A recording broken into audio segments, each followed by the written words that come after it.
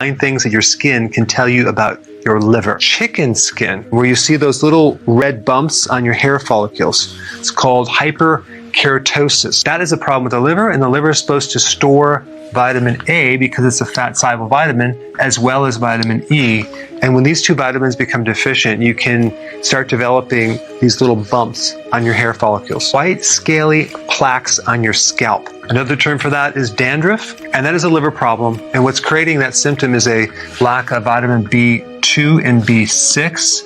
A lot of the B vitamins are in the liver, and when there's liver damage and you cannot utilize those vitamins properly, and there's a whole series of skin problems that go along with a vitamin B2 deficiency, anywhere from a basic dermatitis all the way to pellagra, which is an advanced skin problem. But junk food will not just destroy the liver, but create massive deficiencies, especially with the B vitamins.